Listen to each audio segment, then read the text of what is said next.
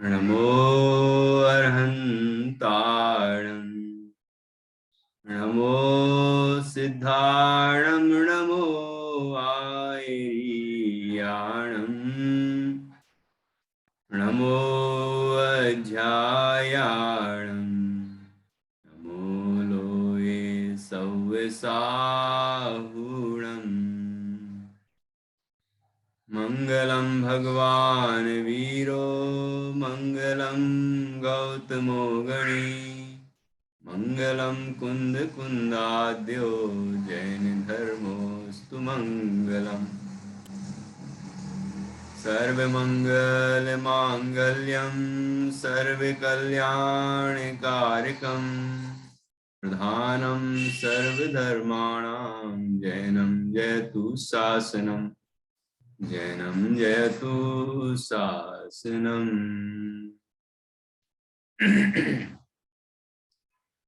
इंद सदवंदयाणं तिहुवन हिद मधुर विसद वक्ताणं अन्तातीद गुणाणं भुजिणाणं जिद भवाणं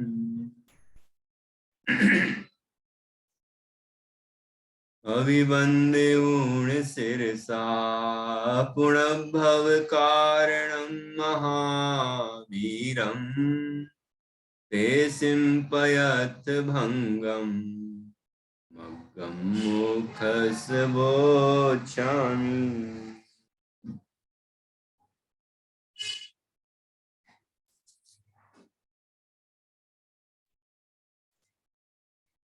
आचार्य श्री कुंद कुंद देव द्वारा रचित यह पंचास्तिका संग्रह परमागम है। इसका दूसरा अधिकार चल रहा है और उसमें निर्जरा पदार्थ का व्याख्यान चल रहा है। यहाँ 9 पदार्थों के प्रकरण में जीव अजीव पुण्य पाप आश्रव और संवर पदार्थ तक की चर्चा हो चुकी है। अब यहाँ निर्जरा पदार्थ का व्याख्यान है। आप लोगों को मंगलाचरण तो याद हो ही गया होगा ना, बहुत दिन से सुना नहीं मैंने आप लोगों से। जो शुरुआत में 2 गाथाएं बोलते हैं मंगलाचरण की, कितने लोगों को याद है? बहुत अच्छा, डॉक्टर निधि जी को याद है। और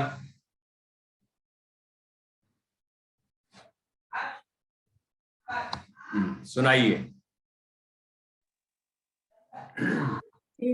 सदवंदियाणं तिहुवनहित मधुर विशद वक्ताणं अन्तातीत गुणाणं नमो जिणाणं चिद भवाणम् अभिवंदियोण शिरसा अपूर्णभव पूर्णभवं कारणं अपूर्णभव कारणम् अपूर्णभवं कारणं महावीरं ते सिंपयथ भंगम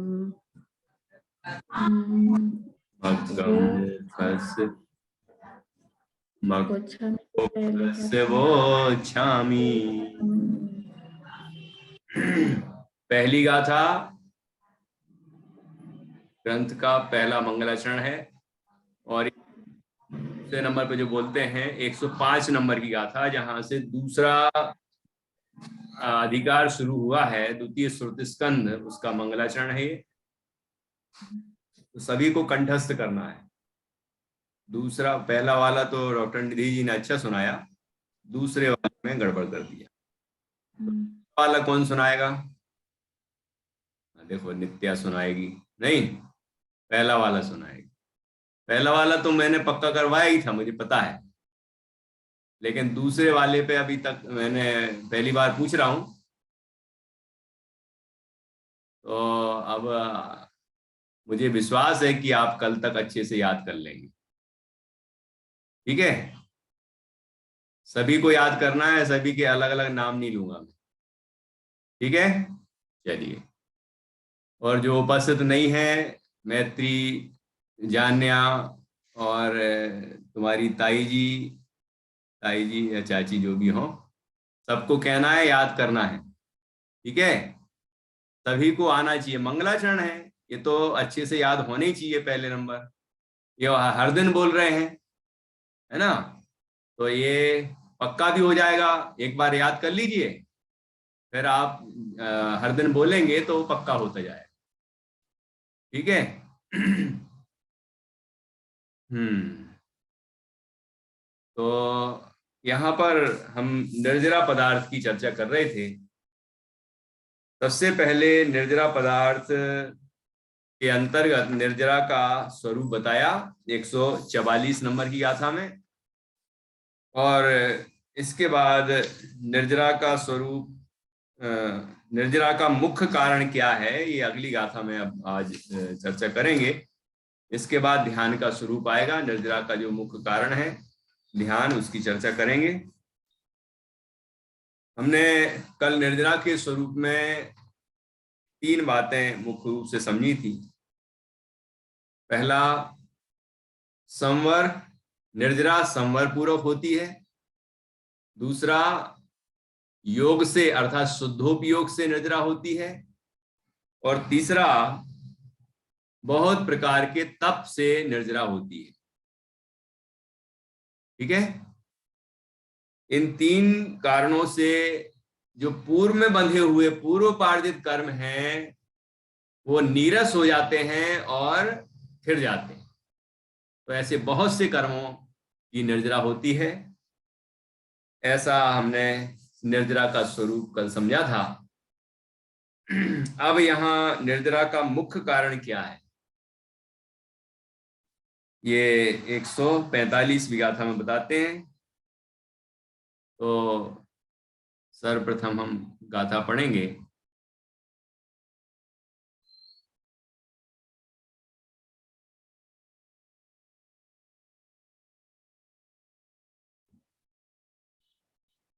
जो संवरेण युक्तो अप अपट अपठप साधगो हि अपाणम अपठप अपठप, ठीक है, अपठप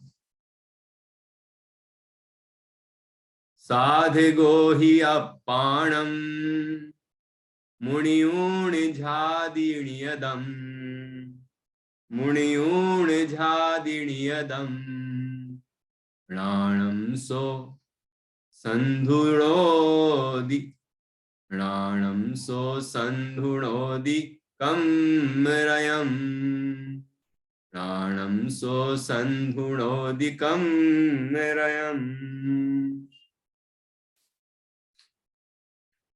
जो संवरेण युक्तो अपठप अपट आधा टाकर है ना, अपठप साधगो हि अपाणम मुनियूण झादिण्यदम प्राणम सो संधुणोदि प्राणम सो संधुणोदि कमरयम। जो संवरेण युक्तो, जो यहाँ हिंदी में भी अपन जो बोलते हैं ना, वहां प्राकृत में जो का अर्थ है जो। जो संवरेण युक्तो, जो संवर से युक्त हो अर्थात सहित हो, जो कि पहले भी बात आ गई है, जो संवर से सहित हो, संवर से युक्त हो, ऐसा अपाणम आत्मा।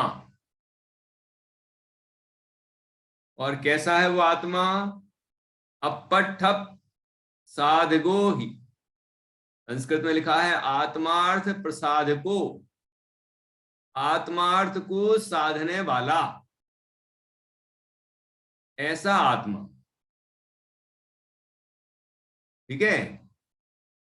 कैसा आत्मा कि जो आत्मार्थ को साधता हो, अपने अपने आत्मा को साधता हो, जो देह से भिन्न ज्ञान और आनंद स्वरूप है, निर्विकार शुद्ध चैतन्यमय है, ऐसे अपने आत्मा को साधने वाला है जो, ठीक है, उसे क्या जानना चाहिए? मुनियूण अर्थात ज्ञात्वा, जानना चाहिए, जानकर, झादी अर्थात ध्यान करता है, नियदम निश्चित रूप से, ऋणाणम सो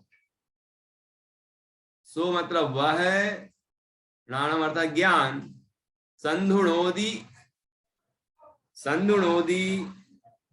अर्थात संधु अर्थात खिला देता है, निर्जरित करता है, कर्म रज को, जो कर्म परमाणु है ना, उन सबको वो झड़ा देता है, खिला देता है, निर्जरित कर देता है। संधुणोदी अर्थात झड़ा देता है, किनको? कि कर्म रज को झड़ा देता है, नष्ट कर देता है, एक दिस खिला देता है। ठीक है, यहाँ जो और पद दिए हैं, झादी नियदम णाणम सो, णाणम नियदम मतलब निश्चित रूप से, णाणम झादी ज्ञान को ध्याता है, ज्ञान को, ज्ञान अर्थात आत्मा ज्ञानम, स्वयं ज्ञानम, ज्ञानाद अन्यत करोति किम, तो आत्मा ज्ञानम, आत्मा ही ज्ञान है। कहीं कहीं ज्ञान गुण के अर्थ में नहीं होकर द्रव्य के ही अर्थ में हो जाता है, ज्ञायक के अर्थ में हो जाता है, कहीं गुण के अर्थ में होता है, कहीं पर्याय के अर्थ में होता है, जहां जैसा प्रकरण हो वहां निकालना चाहिए। तो यहाँ ज्ञान को ध्याता है, तो ज्ञान को ध्याता है अर्थात एक गुण को ध्याता है क्या, या ज्ञानमयी ज्ञायक को ध्याता है? नया, तो यहाँ पर ज्ञायक अर्थ निकलेगा। वह है ऐसा जो ज्ञान स्वरूप आत्मा को ध्याता है, वह कर्म रज को झड़ा देता है। पहली बात क्या बताई? कि संवर से युक्त होना चाहिए। दूसरी बात बताई कि वो आत्मा का साधक होना चाहिए, है ना, ऐसा। और तीसरी बात बताई, वह ज्ञान स्वरूप आत्मा का ध्यान करने वाला होना चाहिए, ध्यान कर रहा हो। ठीक है, ऐसा जो व्यक्ति है, ऐसा जो जीव है, ऐसा जो आत्मा है, वह कर्म रज को झड़ा देता है। ख्याल में आया? सरल है ना? देखिए अन्वयार्थ नीचे,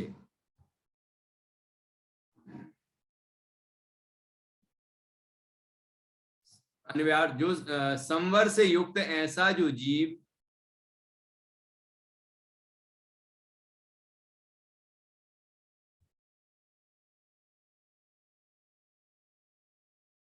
वास्तव में, संवर से युक्त ऐसा जो जीव वास्तव में आत्मार्थ का प्रसाधक अर्थात स्व प्रयोजन का उत्कृष्ट साधक वर्तता हुआ, मतलब आत्म कल्याण का जो इसको ही मुख्य उद्देश्य है, जिसका आत्मा अपने पूर्ण स्वरूप को प्राप्त हो, अर्थात सिद्धत्व की प्राप्ति करे, मोक्ष की प्राप्ति करे, शुद्धात्म तत्व शुद्धात्मा हो जाए पर्याय में भी, ऐसा जिसका प्रयोजन है ना, ऐसे प्रयोजन वाला जो जीव है, तो उसको कहा वास्तव में आत्मार्थ का प्रसाधक वर्तता हुआ, आत्मा को जानकर अर्थात अनुभव करके ज्ञान को निश्चल रूप से ध्याता है, अर्थात उस आत्मा का जिसको जाना है, जिसका अनुभव किया है, उसमें ही निश्चल रूप से ध्यान लगाता है। आत्मा को जानकर अनुभव करके ज्ञान को अर्थात ज्ञान स्वरूप उसी आत्मा को निश्चल रूप से ध्याता है, वह कर्म रज को खिला देता है। ठीक है, कठिन है तो अपनी चर्चा है कि नहीं? यहाँ अपनी बात है कि नहीं है यहाँ पर? कि जो करता होगा उसकी बात है, हमारी थोड़ी बात है। कि हमें करना है ना, जो करता है उसकी ऐसी दशा होती है, तो हमें भी ऐसा करना है जिससे हमारी भी ऐसी दशा हो, अर्थात हमारे भी पूर्व कर्मों का क्षय हो, पूर्व कर्मों की निर्जरा हो, और हम संवर से युक्त हों, जिससे नए कर्मों का आश्रय ना हो और पुराने खिर जाएं, और वह होगा आत्मा की साधना से। ठीक है, ज्ञान स्वरूप तत्व के अनुभव से, और उसके लिए होना चाहिए पूर्णता का लक्ष्य, पूर्णता का प्रयोजन, क्योंकि आत्मार्थ का प्रसाधक होगा, स्वप्रयोजन का प्रकृष्ट साधक होगा, वो ही तो उसके लिए प्रयत्न करेगा। जो मुक्ति पाना चाहता है वो मुक्त स्वरूप आत्मा को देखता है, उसे आत्मा जब दिखता है, मतलब अनुभव में आता है, तो आधा अधूरा और मलिन और विकार युक्त ऐसा संयोगी ऐसा अनुभव नहीं आता। उसे नो कर्म द्रव्य कर्म भाव कर्म से रहित सिद्धों के समान शुद्ध चैतन्य अनुभव में आता है, जो द्रव्य स्वभाव से सिद्धों के जैसा ही है, मुक्त है। जो मुक्त पर्याय में होंगे वहां सिद्ध अवस्था में, लेकिन मुक्त है स्वभाव से अभी। तो जो अभी अपने स्वभाव से मुक्त आत्मा का अनुभव करता है, उसे पर्याय में मुक्ति मिलती है। वो पर्याय में भी नो कर्म द्रव्य कर्म भाव कर्म से मुक्त हो जाता है और सिद्ध अवस्था की प्राप्ति कर लेता है, परम आनंद को प्राप्त करता है। तो इसी बात का यहाँ पर प्रतिपादन किया गया है। तो यहाँ पर क्या निश्चित हुआ कि यह निर्जरा के मुख्य कारण का कथन है। तो निर्जरा का मुख्य कारण क्या है बताओ? ये जो हमने अभी गाथा की चर्चा की, तो निर्जरा का मुख्य कारण क्या समझ में आया बताओ? संगीता जी आप बताओ, मुख्य कारण क्या ख्याल में आया आपको?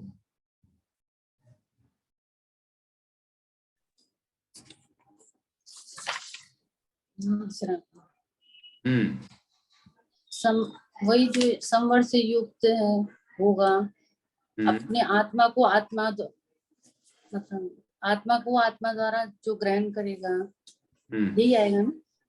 ये तो पूरी गाथा का अर्थ बताएंगे, वही है। इसमें भी कौन सी मुख्य बात आई है? जो कि निर्जरा का मुख्य कारण है। ज्ञान को जो निश्चल रूप से ध्याता है वही है बिल्कुल, ज्ञान को अर्थात जो ज्ञान स्वरूप आत्मा को जो निश्चल रूप से ध्याता है, उसे वह सर्व कर्मों को कर्म रज को खिरा देता है। तो निर्जरा का मुख्य कारण हो गया आत्म स्वरूप का निश्चल ध्यान।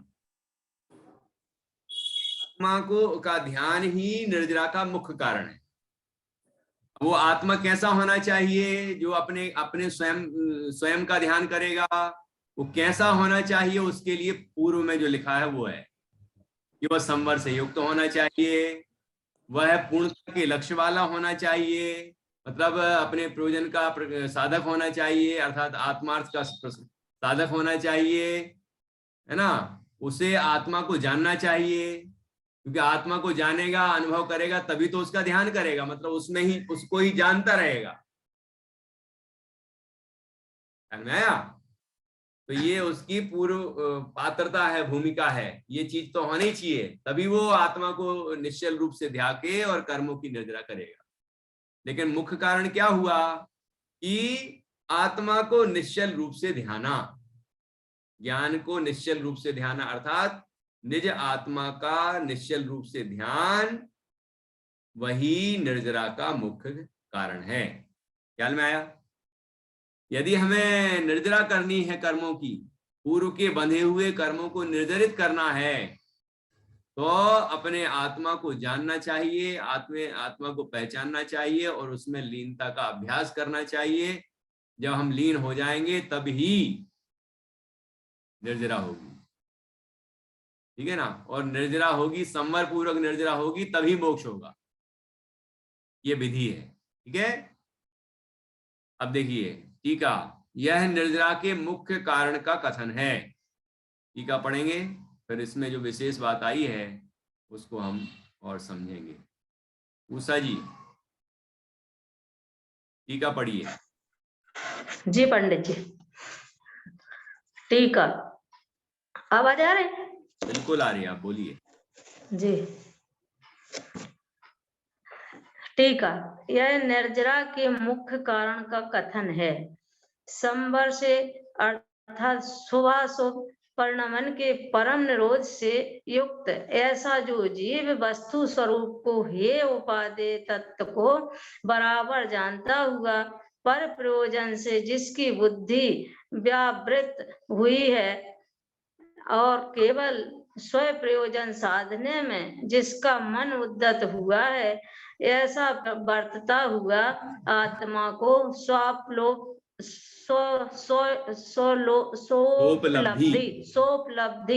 सोपलब्धि से उपलब्ध करके अर्थात अपने अनुभव स्वानुभव द्वारा अनुभव करके गुण गुणी का वस्तु स्वरूप से अभेद होने के कारण उसी ज्ञान को स्वयं द्वारा अविचलित परिणति वाला होकर संचेतता है। वह जीव वास्तव में अत्यंत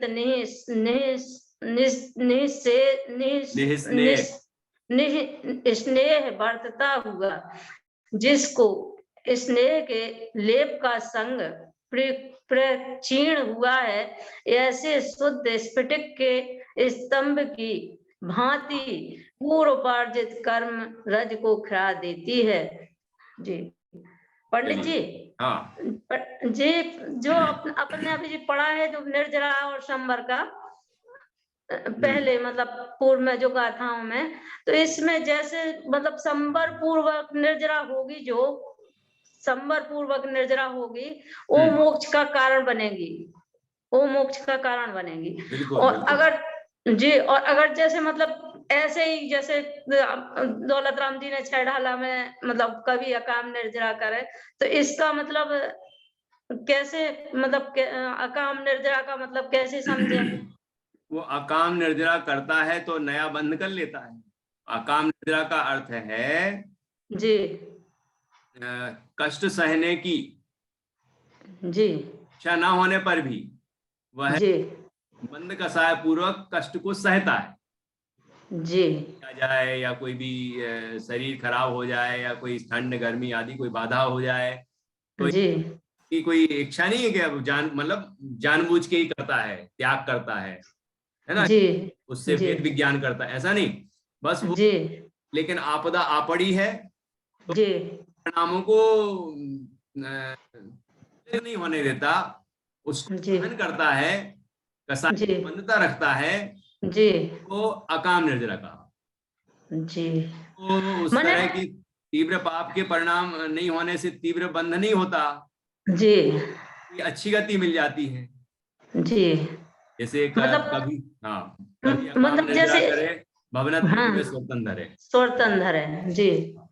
तो मतलब जैसे अपन को मतलब अपने भाव तो मतलब ऐसे जैसे मतलब अच्छे भाव होंगे या भावों पे होगा ये मतलब कुछ जैसे अपने भावों से होगा कि ऐसे ही मतलब ऊपर ऊपर की मतलब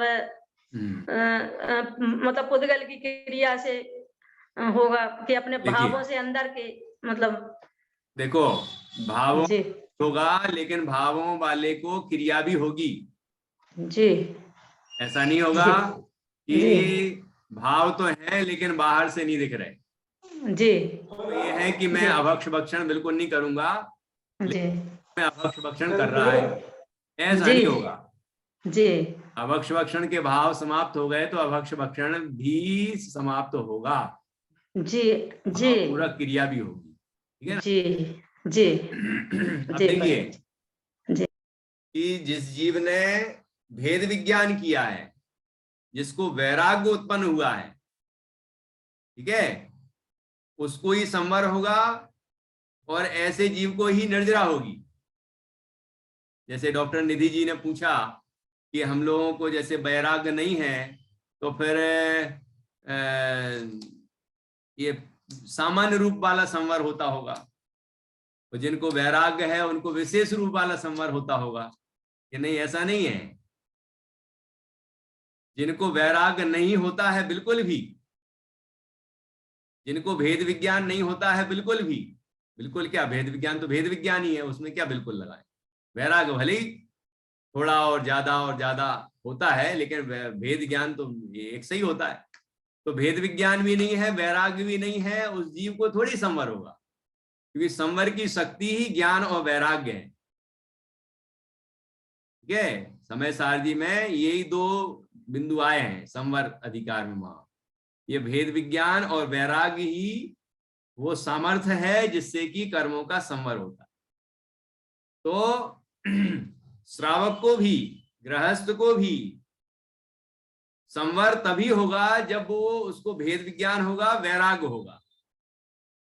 बाकी जो पाप में प्रवर्तन कर रहे हैं उनको तो संवर होने का कोई प्रश्न ही नहीं है, लेकिन जो पुण्य में प्रवर्तन कर रहे हैं लेकिन उतनी देर पाप में प्रवर्तन नहीं कर रहे हैं, उन्हें कदाचित, जैसे अकाम निर्जरा कही ना, इस तरह का संवर कहा जा सकता है कि उनके पुण्य परिणाम हो रहे हैं तो पाप परिणाम नहीं हो रहे, पाप परिणाम नहीं हो रहा है तो पाप का आश्रय नहीं हो रहा है, पाप का आश्रय नहीं हो रहा है तो पाप का संवर हो गया।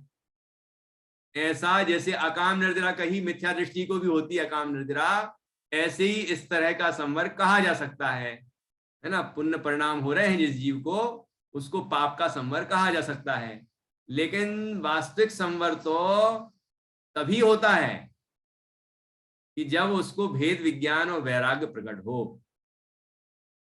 ठीक है ना, इसलिए, और गृहस्थ भी चौथे गुण स्थान वाला तो गृहस्थ ही है, गृहस्थ भी चौथे गुण स्थान वाले होते हैं ना।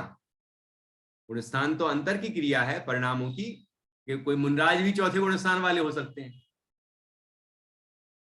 दर्शन मोह का अभाव हो और अनंतानुबंधी का अभाव हो, बाकी कसाएं मौजूद हो तो चौथे गुण स्थान वाले हैं, और लेकिन बाहर में द्रव्यलिंग है, मुनिराज है, तो चौथे गुण स्थान वाले ही मुनिराज होते हैं। जब पहले वाले हो सकते तो चौथे वाले नहीं हो सकते।